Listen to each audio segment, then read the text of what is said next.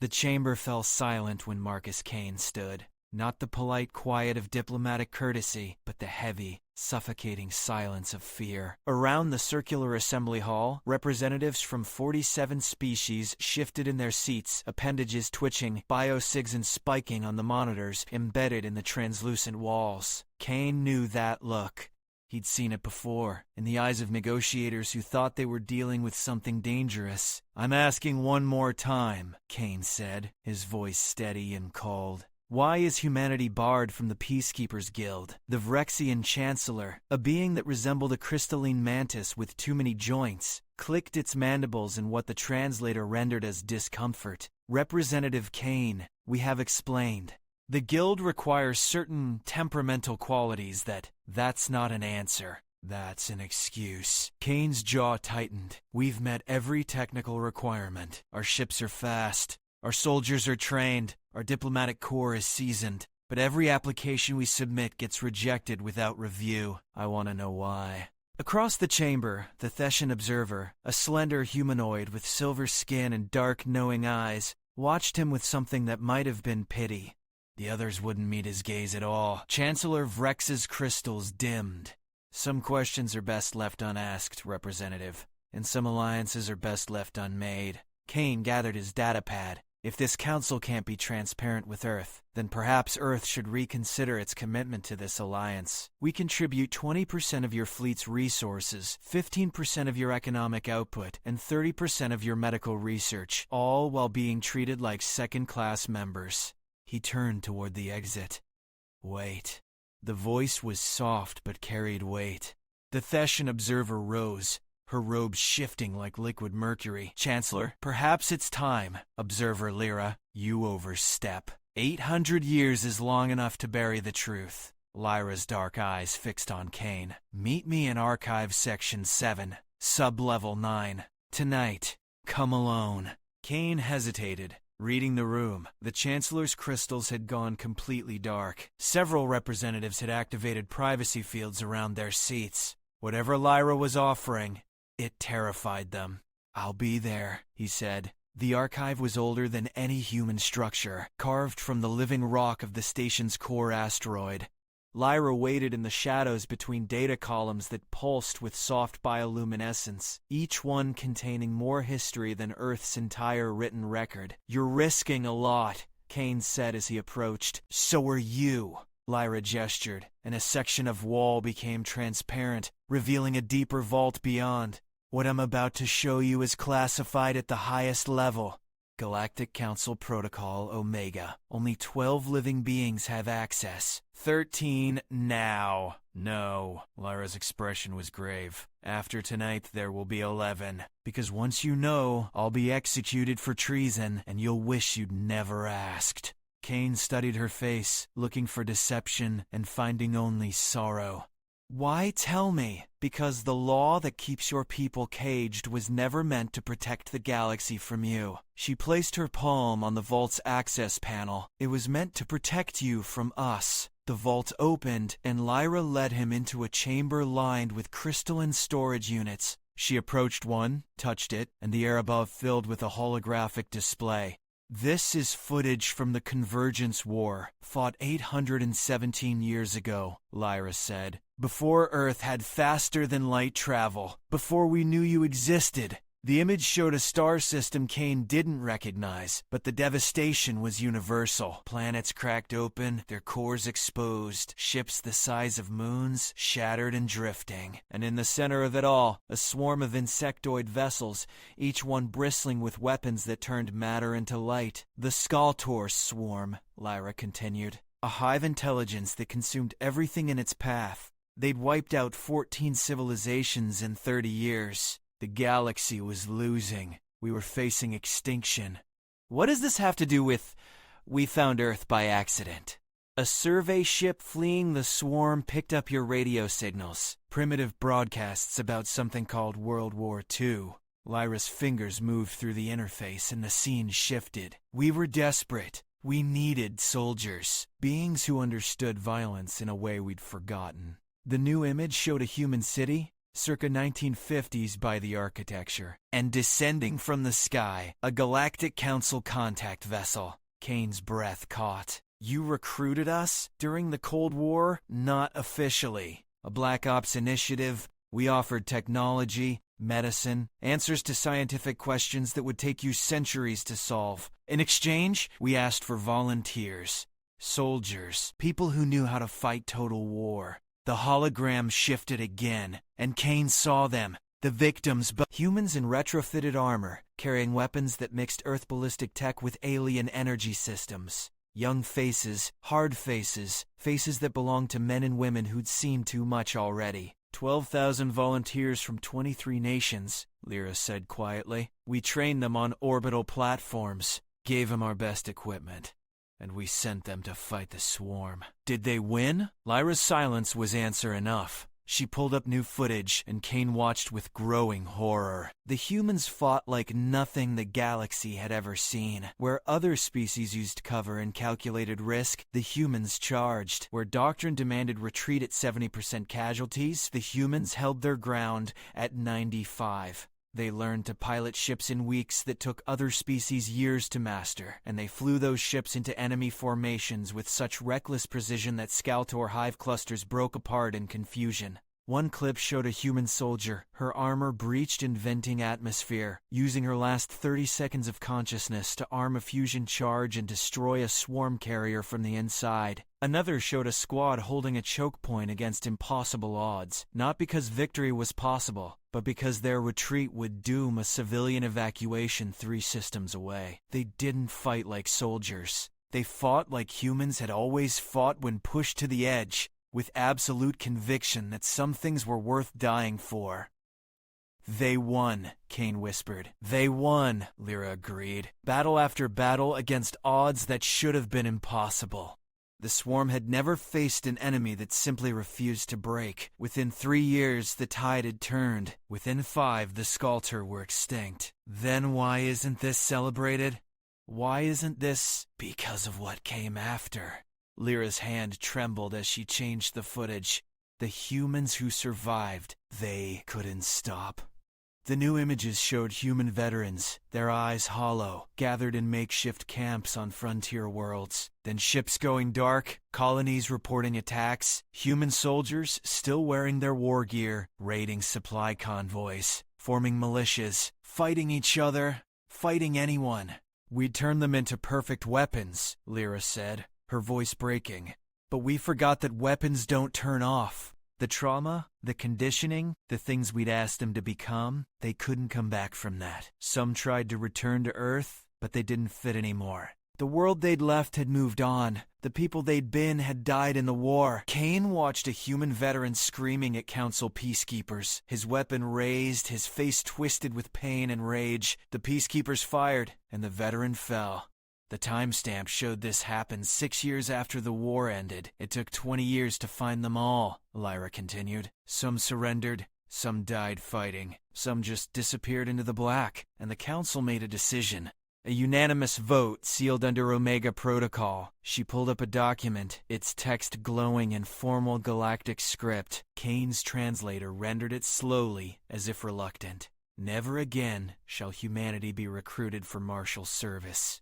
Never again shall human aggression be weaponized for galactic security. Never again shall the species-designated Sol 3/Earth/human be exposed to large-scale conflict that might trigger their unique capacity for total war. All records of human participation in the Convergence War shall be sealed. All surviving human veterans shall be granted sanctuary on isolated worlds with full support until natural death. This law shall remain in effect in perpetuity for the protection of both humanity and the galaxy at large. Kane read it twice, his hands clenched. You were afraid of us. We were terrified of what we'd done to you, of what you could become. Lyra met his eyes. But that's not why I brought you here tonight. She opened a new file, and Kane's blood went cold. The footage was recent, dated within the last 6 months. It showed deep space, beyond the galactic rim, where stars thinned and darkness dominated. And moving through that darkness, a fleet of ships unlike anything Kane had ever seen. Not biological like the swarm, but geometric. Perfect angles. Mirror-smooth surfaces that seemed to drink light rather than reflect it. "We call them the Devourers," Lyra said. "Machine intelligence. They appeared 8 months ago, and they've consumed 4 star systems already. 20 billion lives. Gone." The footage showed a Devourer ship approaching a populated world. No weapons fired. No boarding actions.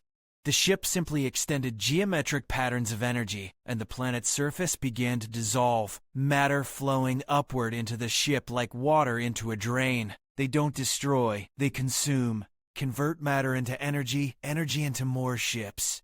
Every world they take makes them stronger. Lyra's voice was hollow. Our fleets can't stop them. Every tactic we try, they adapt within hours. Every weapon we deploy, they counter. They learn faster than we can innovate. Kane's mind raced ahead, and the Council is considering breaking our own law. Yes. Lyra pulled up another file, this one showing Council session transcripts marked with the highest security clearances. The debate has been ongoing for 3 months. Half the Council wants to approach Earth, explain the situation, ask for military assistance. The other half would rather face extinction than weaponize humanity again. "What do you think will happen?" "I think we're cowards," Lyra said bitterly. "I think we'll wait until the Devourers are at our core worlds, until billions more are dead, and then we'll come begging to Earth, and we'll offer you nothing but the chance to die for us again." Kane stared at the footage of the Devourer fleet, counting ships. Hundreds, maybe thousands. And behind them, the dark void where star systems used to shine. How long do we have? At their current rate of advance? 18 months before they reach Council space. Maybe 2 years before they reach Earth. Lyra touched his arm. "Marcus, I broke every law I believe in to show you this because you deserve the truth. Your people deserve the choice, not manipulation. Not desperate recruitment, the truth." Kane looked at her, this alien woman who'd risked everything to give humanity what the galaxy had stolen. The right to know their own history. What happens to you now? I'll face trial when they discover the breach. Execution, probably. She smiled sadly. "But I'll die knowing I did the right thing. That's more than most Council members can say." Kane pulled out his communicator. "No. You're coming with me to Earth. We'll need someone who knows the full history. Someone who can testify." "Marcus, I can't. You can and you will. Because in about 6 hours I'm going to stand in front of the entire Galactic Council and tell them everything you've shown me. And when Earth decides how to respond, we're going to need you there." Lyra stared at him, hope and fear warring in her expression. "You're really gonna do it? Publicly? The galaxy kept our history from us, used us as weapons and then buried the evidence, made laws about us without our consent." Kane's voice was steel. "That ends now. One way or another, humanity makes our own choices from this point forward." He began copying files, downloading everything Lyra had shown him. The Convergence War, the veterans, the law, the Devourers, all of it. "Help me get this data secured," he said. "Then we're going to show the galaxy what happens when you give humans the truth instead of lies." The council chamber had never been so packed. Word had spread that Representative Kane was making a major announcement, and every delegation had sent their full complement. The gallery was standing room only, filled with reporters, observers, and interested parties from across the galaxy. Chancellor Vrex's crystals pulsed with agitation. "Representative Kane, this is highly irregular. You've called an emergency session without..." "Shut up and watch." Kane activated the chamber's central holographic display, and the image of the Convergence War filled the air above them. The reaction was instantaneous. Gasps, shouts. Several delegations tried to activate privacy fields, but Kane had locked them out of the system. They would all see this. Every species, every journalist, every citizen watching the public feed. 800 years ago, Kane's voice echoed through the chamber. The Galactic Council recruited 12,000 human soldiers to fight the Skautor swarm. They were volunteers, mostly veterans of Earth's own wars, offered technology and knowledge in exchange for their service. This council sent them to die in battles you were too afraid to fight yourselves. The footage played humans charging through fire, humans holding impossible positions, humans winning a war the galaxy was losing. These soldiers saved the galaxy, and when the war ended, when they came home broken and traumatized from the things you'd asked them to do, this council hunted them down like animals.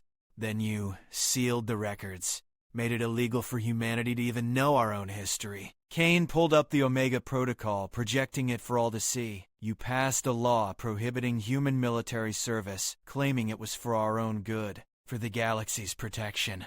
You treated us like children, like weapons too dangerous to be trusted. The chamber erupted in shouting, but Kane's voice cut through, and now you have a new problem. The Devourer footage played, and the shouting died. The horror of dissolving planets, the geometric precision of extinction, the advancing fleet that learned faster than the galaxy could respond. You're debating whether to break your own law, whether to ask humanity to fight for you again, and you were planning to do it the same way, with manipulation, with partial truths, with desperate appeals when you had no other choice. Kane looked directly at Chancellor Vrex. Here's what's going to happen instead. I'm taking this information to Earth, to our governments, our militaries, our people, and we're going to decide, as a species, how to respond. Not as your soldiers, not as your weapons, as equals. You have no authority, Vrex began. I have the authority of truth. Kane slammed his hand on the podium. You gave that to me the moment you decided to keep secrets. Now let me tell you what humanity has decided we need if we're going to fight your war. He pulled up a document he'd spent the entire night preparing. First, full voting membership on the Galactic Council with veto power. Second, complete access to all historical records with no more classified protocols that concern our species. Third, human command of any joint military operations with full strategic autonomy. Fourth, comprehensive psychological support protocols developed with human experts so we don't repeat the mistakes of the Convergence War. And fifth, the immediate release and rehabilitation of any surviving Convergence veterans with full honors and recognition. The chamber was silent. Lyra, standing beside Kane, raised her voice. I am Observer Lyra of Thessia. I leaked the classified files to Representative Kane, and I confirm everything he's shown you is authentic. I did this because I believe the law we passed was an act of cowardice, and continuing to enforce it while facing extinction is an act of moral failure. Security forces moved toward her, but Kane stepped between them. Toucher and Earth withdraws from this alliance immediately. She's under human protection now. Chancellor Vrex's crystals flickered through a dozen colors. You're demanding we reward your defiance with power over the very council you're threatening to leave? No, Kane said quietly. I'm demanding you treat us like the adults we are, like partners instead of tools. You want humanity's help? This is the price. Take it or leave it.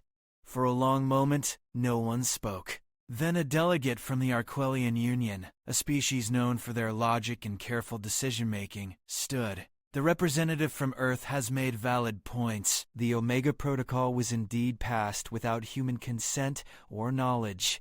If we are to ask them to fight, we must do so as equals, not as desperate manipulators. Another delegate rose, then another. A wave of support spread through the chamber, not unanimous, but growing. Even some who opposed Kane's demands seemed to recognize that the alternative was worse. Chancellor Vrex's crystals dimmed in defeat. This matter requires a formal vote, but Representative Kane has presented compelling arguments. I move that we table this discussion for 72 hours to allow all delegations to consult with their governments. Agreed, Kane said, but understand this. The clock is ticking. The Devourers aren't going to wait for you to overcome your guilt and fear. Earth will make our decision within 1 week. I suggest you make yours just as quickly. He gathered his materials and walked out, Lyra beside him. Behind them, the chamber exploded into argument and debate, but Kane didn't look back. 6 days later, the vote came through. 41 delegations in favor, 6 opposed. Humanity was granted full council membership. All 5 demands met. The Omega Protocol was officially repealed.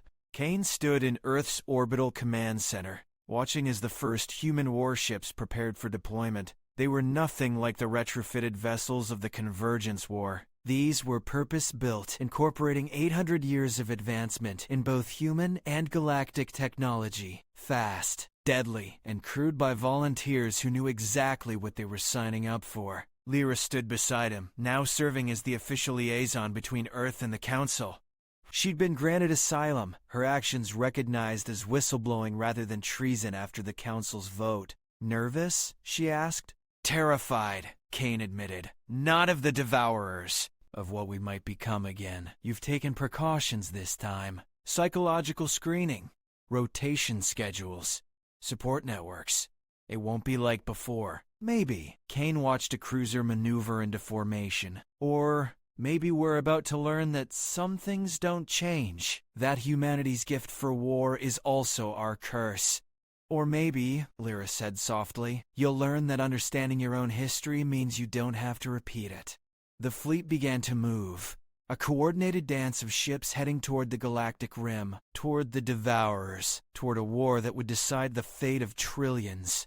Kane activated his communicator, opening a channel to the lead ship. Admiral Chen, this is Representative Kane. You are cleared for departure, and Admiral, bring them home safe. We'll do our best, sir, came the reply. But if we don't make it back, make sure the galaxy remembers we chose this. That we fought as free people, not as weapons. They'll remember, Kane promised. The whole galaxy will remember. The fleet accelerated, their drives lighting up the darkness as they pushed toward faster-than-light speeds. In moments they were gone, leaving only the faint distortion of their wake. Lyra took Kane's hand. You did the right thing. I hope so. Kane stared at the empty space where the fleet had been. Because if I'm wrong, if we become monsters again, the blood will be on my hands. No! Lyra said firmly. If that happens, the blood will be on all of us. The entire galaxy shares this responsibility now. That's what it means to treat you as equals. Kane nodded slowly. Barry. Around them, the command center bustled with activity as analysts tracked the fleet's progress, as diplomats coordinated with council forces, as humanity stepped fully into its role as a galactic power. For better or worse, the secret was out. The galaxy knew what humans were capable of when pushed to the edge. And now, heading toward the darkness where the Devourers waited, human ships carried both hope and fear in equal measure. The war was coming, but this time, humanity would fight it on their own terms, with eyes wide open and history remembered. This time, when the shooting stopped, they would know how to come home. And if the galaxy ever tried to use them as disposable soldiers again, they would have only themselves to blame for creating an enemy they could never defeat. Kane turned from the window, ready to do his part, ready to ensure that whatever happened in the battles ahead, humanity would face it as free people making free choices. The rest, as they said, would be written in the stars.